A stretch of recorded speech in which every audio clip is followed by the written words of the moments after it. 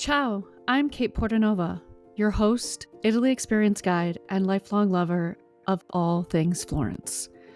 This podcast is your ticket to discovering the authentic side of Florence and Italy, one story, one dish, and one piazza at a time. Whether you're dreaming of sipping espresso in a bustling cafe, wandering cobblestone streets filled with history, or connecting with locals to experience La Vera Italia, you're in the right place. Join me as I share my journey of living, breathing, and embracing Florence's beauty, culture, and charm.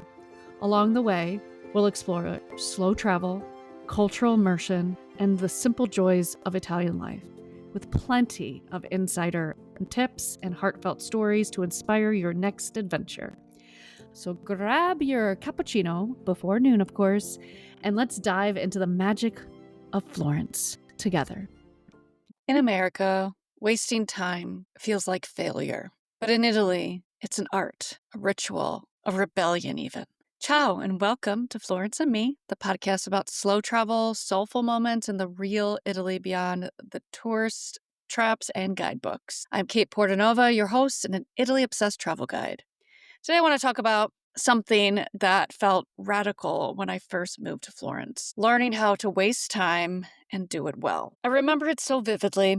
It was a Wednesday afternoon. I was sitting in a little cafe near Santo Spirito. I had no to-do list, no phone buzzing, no notifications, not even an iPhone. No place I had to be. Just a half-finished espresso, a notebook I never opened, and the quiet rhythm of life passing me by. I hear a couple arguing in the corner, due nonni sitting in silence, each holding a gelato like it was holy. A cat curled up beneath a moped.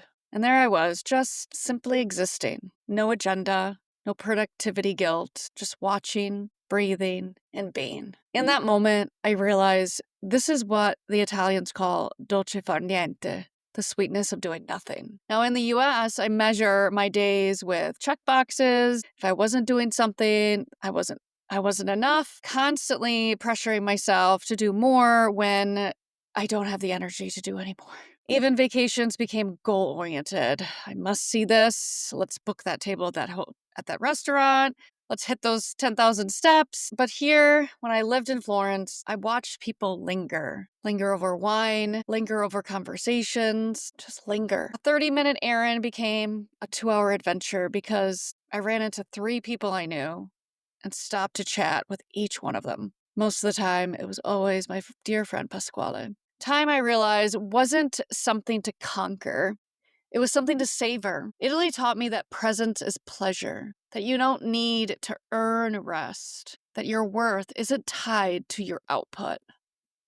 This is something I still struggle with living back in the States, not learning how to rest and not resting far enough. I stopped feeling every minute of every day in Florence, and that's when I actually started feeling my minutes. A breeze across my shoulders while walking down Via dei Serragli, the way the last bite lingers longer than the first.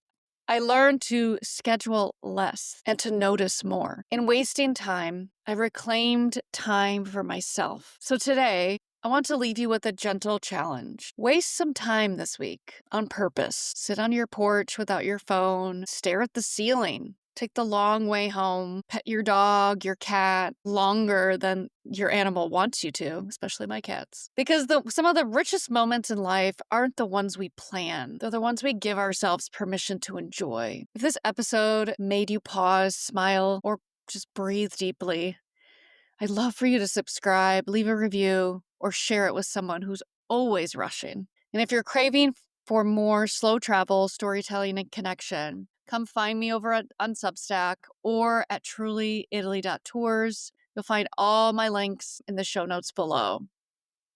Until next time, give yourself permission to linger. And remember, Italy is never in a hurry. Maybe you don't have to be either. Thank you for joining me on this journey through the heart of Florence and beyond. I hope today's episode has inspired you to slow down, embrace authentic travel, and connect with the beauty of Italian culture. If you loved what you heard, don't forget to subscribe, leave a review, and share the magic of Florence and me with your fellow travelers. Until next time, remember, the best way to travel is slowly. Ciao for now. See you in the next episode.